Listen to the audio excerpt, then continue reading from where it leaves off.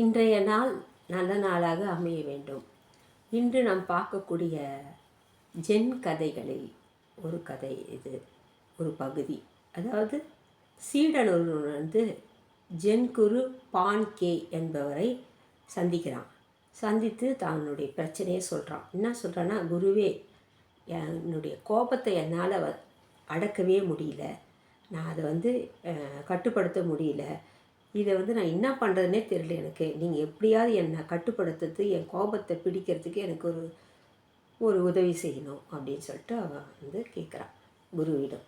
அப்போது குரு என்ன சொல்கிறாரு, அதுக்கு என்ன உதவி செய்தால் போயிட்டு அந்த கோபத்தை என்னிடம் என்ன கோபம்னு என்கிட்ட நீ சொல்லு, நான் சரி செஞ்சிடுறேன் அப்படின்னு சொல்லிட்டு அவர் சொல்கிறாரு. அப்போது அது எப்படி சாமி முடியும்? கோபம் என்பது எனக்கு சம்பந்தப்பட்டது, அது எனது மனதில் தான் இருக்குது, அது எப்படி காட்டுவது? மனத்தில் சம்மந்தப்பட்டதை நான் காட்ட முடியுமா? அது அதுக்கு நீங்கள் பார்க்கவும் முடியாது. அப்படி இருக்கும்போது நீங்கள் எப்படி அதை கட்டுப்படுத்த முடியும்? நான் எதை வச்சு உங்கள்கிட்ட அதை காட்டுறது அப்படின்னு சரி, அதை நீ என்னிடம் கூட அதை நீ எடுத்து தரவும் வேண்டாம், அது உங்கள்கிட்டயே இருக்கட்டும். ஆனால் நீ எங்கே இருக்குது, உன்னுடைய மனசில் அது எங்கே இருக்குது மட்டும் எனக்கு சொல்லிவிடு, இடத்த கண்டுபிடிச்சி சொல்லிவிடு, நான் அதை சரி செஞ்சிடறேன் அப்படின்னு சொல்கிறாரு. அப்போது இல்லை சாமி, நான் மனசில் எவ்வளோ தேடி பார்த்தேன், அது எங்கே என் மனசில் எங்கே இருக்குது, எந்த ஒருத்தர் இருக்குது, எனக்கு கண்டுபிடிக்கவே முடியல அப்படின்றாரு. அப்போது இவர் சொல்கிறாரு, சிரிக்கிறாரு. அப்போது என்ன தான் பண்ணுறது? ஆனால் எனக்கு கோபம் மட்டும் ரொம்ப ஈஸியாக வந்துடுது, ஆனால் அது கட்டுப்படுத்த தான் பயங்கர சிரமமாக இருக்கிறது. அதுக்கு ஒரு தீர்வு நீங்கள் கண்டே ஆகணும், எனக்கு சொல்லியே ஆகணும் பதில் அப்படின்னு சொல்லிட்டு அடம் பிடிக்கிறாரு சீடர். அப்போது குரு சொல்கிறாரு, நீ உன் பிரச்சனை சொல்லிட்ட, ஆனால் நான் அது எப்படி உனக்கு என்ன பண்ணுறதுன்னு புரியலையே. சரி, நானே உன் வழிக்கே வரேன். உங்களுக்கு கோபப்படுவது மிகவும் சுலபம் அப்படின்னு நீங்கள் சொல்கிறீங்க, அது கட்டுப்படுத்துவது தான் சிரமமானதுன்னு சொல்கிறீங்க. அப்போது நான் உனக்கு ஒரு நல்ல விஷயம் சொல்கிறேன். அதாவது சுலபமான காரியத்தை செய்வது தான் சுலபம், சுலபம் இல்லாத கடினமான காரியத்தை செய்வது கடினம். கடினமான காரியத்தை நான் உங்ககிட்ட செய்யவே சொல்ல மாட்டேன். ஆனால் சுலபமான காரியத்தை செய்யறதுக்கு சுலபமாக தானே இருக்கும், அதுக்கு நான் முழு சுதந்திரம் உனக்கு கொடுத்து அந்த காரியத்தை செய்ய சொல்ல போகிறேன். அதாவது நீ சொல்கிற கோபப்படுவது சுலபம், அதை கட்டுப்படுத்துவது தான் கடினம், நீங்கள் உங்கள் வார்த்தையிலே சொன்னீங்க. அதனால் நான் என்ன சொல்கிறேன்னா, இப்போ நீ இன்றைக்கி காலையில் உனக்கு ஒரு சோதனை தரேன். இன்றைக்கி காலையிலேருந்து நீ மாலை வரைக்கும் கோபத்துடனே இருக்கணும், கொஞ்சம் கூட கோபப்படாமல் இருக்கவே கூடாது, நீ கோபப்பட்டுக்கினே இருக்கணும் அப்படின்னு. அது எப்படி சாமி முடியும்? அதெல்லாம் கிடையாது, நீ தானே சுலபம் சொல்லிட்ட, சுலபம் சொன்ன விஷயம் சுலபமாக செய்யலாம் இல்லையா, ஈஸியாக செய்யலாம் இல்லையா? அப்போ நீ மாலை ஈவினிங் வரைக்கும் நீங்கள் அந்த வேலையை அப்படியே கோபத்துடனே இருந்து எனக்கு காட்டு அப்படின்னு சொல்கிறார். அப்போது இந்த சீடனுக்கு ஒன்றுமே புரியல, என்னடா இவர் இப்படி சொல்லிட்டாரு அப்படின்னு சொல்லிட்டு, ஈஸியான விஷயம் தான் செய்ய சொல்கிறாரு, நம்ம தான் சொன்னோம், சரி இது எப்படி செய்யுதுன்னு சொல்லிட்டு என்ன செய்கிறாரு, அவருக்கு அப்போ தான் புரியுது. கோபத்தில் அது அதுவும் நடைமுறைக்கு புரிந்தது தான். அது போக்கில் அதை விட்டு அது போயிடும். ஆனால் நம்ம அதை பிடிச்சிக்கிட்டு அதை கட்டுப்படுத்தணும், அதை நிறுத்தணும், நம்ம அதை போராடி தான் அந்த பிரச்சனையை நம்ம தொடர்ந்து அதை வளர்த்து கொண்டே வரோம்.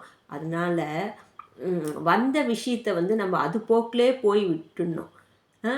ஏதோ நம்ம நினச்சிக்கிறோம் நம்ம கோபத்தை நான் கட்டுப்படுத்த முடியும், நான் அதை கண்ட்ரோல் பண்ண முடியும், இல்லை அதை நான் வர வைக்காத பார்க்க முடியும், இல்லை வர வைக்க முடியுன்றதுலாம் சும்மா பேச்சு. ஒரு சூழ்நிலை, ஒரு அனுபவத்தினால் ஏற்படுறது கோபம். அதே தான் ஒரு மகிழ்ச்சி, ஒரு எல்லாமே.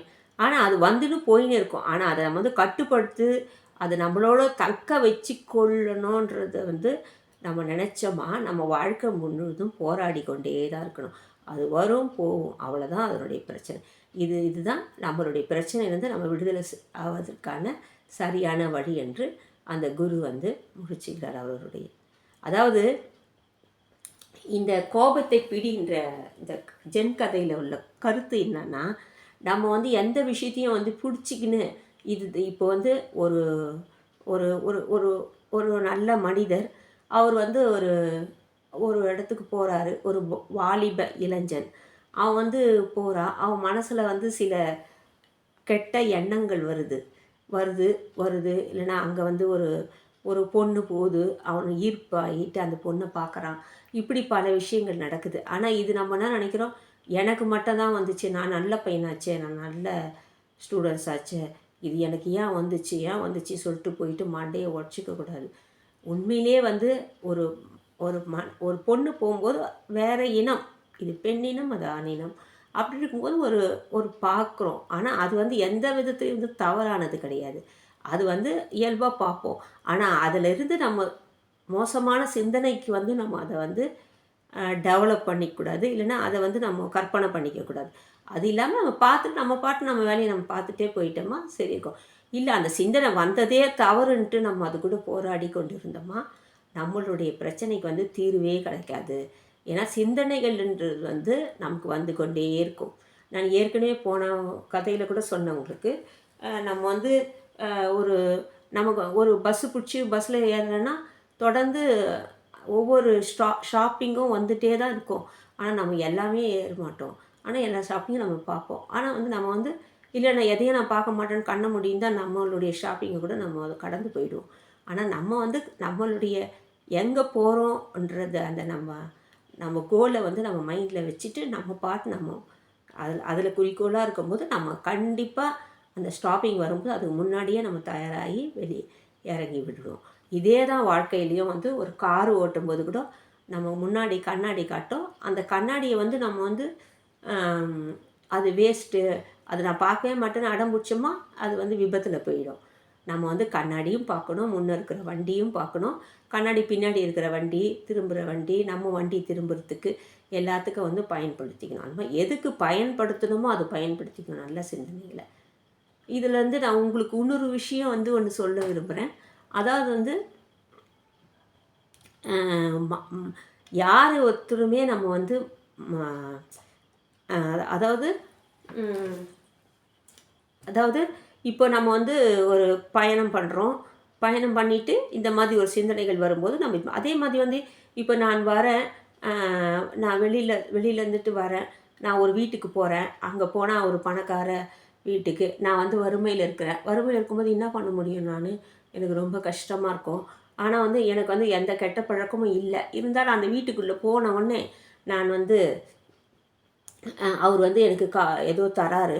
நான் அதை குடிச்சிட்டு அந்த காப்பியினுடைய கிளாஸ் எடுத்துகிட்டு போய் வைக்கிறதுக்கு உள்ளே போகிறேன். ஒரு டேபிள் மேலே வைக்கும்போது பார்த்தா அங்கே ஒரு வைர மோதிரம் இருக்குது. வைர மோதிரம் இருக்கணும்னு சுற்றி பார்க்குறேன், யாருமே இல்லை. சரி நமக்கு தான் இவர் வந்து பெரிய பணக்காரு, அவருக்கு வந்து அந்த வைர மோதிரம் பெருசு கிடையாது. ஆனால் நம்ம கஷ்டப்படுறோமே, நம்ம அதை எடுத்துக்கலாமா அப்படின்னு நம்ம நினைக்கிறோம்.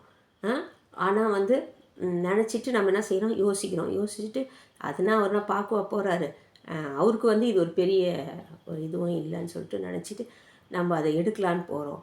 ஆனால் வந்து இது வந்து நம்மளுடைய மனசு தோணுது. ஆனால் நம்ம வந்து வெளி முரண்பாடு, உள் முரண்பாடு, வெளி முரண்பாடு இருக்குது. உள்ளே வந்து அந்த சிந்தனைகள் தோணும், எல்லாமே நடக்கும்.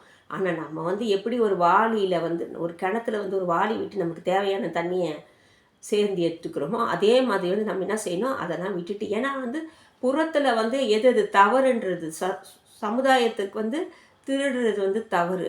சமுதாயத்தில் வந்து மோசமான பார்வைகளோ மோசமான சிந்தனைகளோ இருப்பது வந்து தவறு. அப்போ சமுதாயத்துக்கோட ஒத்து போனோம்னா நம்ம வந்து அந்த திருடுறது வந்து தவறுனும் போது நம்ம அதை செய்யவே கூடாது. சமுதாயத்தோடு ஒத்து போகணும்.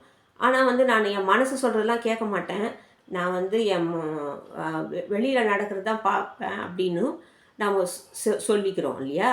அப்போ சொல்லும்போது வந்து அப்போ அங்கே எதுக்கு அந்த சமுதாயத்துக்கு எது அந்த கட்டுப்பாட்டில் இருக்குதோ அதை பற்றி நம்ம வந்து முக்கியத்துவம் கொடுக்கணுன்றது தான் இங்கே சொல்ல வரோம் நாங்கள். அதே மாதிரி வந்து இல்லை நான் மனசில் சொல்கிறது, என் மனசில் தோன்றதெல்லாம் நான் செய்ய மாட்டேன் அப்படின்னு வந்து நம்ம இருக்கவும் கூடாது. இப்போ நான் ரோட்டில் போயிட்டே இருக்கிறேன், ஒரு கார் வருது, அந்த கார் முன்னாடி ஒரு குழந்தை வருது. இல்லை நம்ம தான் பார்க்குறதெல்லாம் செய்யக்கூடாது, அப்படி நமக்கு அது தேவையில்லாத விஷயம் சொல்லிட்டு நம்ம போயிட முடியுமா? அந்த குழந்தைய நம்ம அந்த கார் விபத்துலேருந்து காப்பாற்றுறோம். அது என்னென்னா வந்து வெளியில் இருக்கிற நம்ம புற எண்ணங்கள். புற எண்ணங்கள மனசுக்குள்ள இருக்கிற இப்போ அந்த கோபம் வந்து மனசுக்குள்ள இருக்குது. வேற எதனா ஒரு கெட்ட சிந்தனை மனசு இருக்குது. அதுதான் நம்ம வந்து தொடர்ந்து ஐயோ! நமக்கு வரக்கூடாது, வரக்கூடாதுன்னு போராடக்கூடாது. வெளிய இருக்கிற கெட்ட சிந்தனைகள வந்து அந்தந்த அந்த அந்த சிச்சுவேஷனுக்கு எது சரியோ, எது சட்டத்துக்கு உட்பட்டதோ அதுதான் நம்ம செய்யணும். இல்ல நான் அதெல்லாம் செய்ய மாட்டேன். என் மனசுல தோணுனது தான் செய்வேன்னு நம்ம சொல்ல முடியாது. இல்ல வந்து நம்ம இதெல்லாம் செய்வேன்ட்டு நம்ம அடம் பிடிக்கவும் கூடாது. அந்த போராட்டம் என்பது வந்து மனசுக்குள்ள எந்த போராட்டமும் வச்சுக்க கூடாதுன்னு தான் இந்த கதையினுடைய நியதி.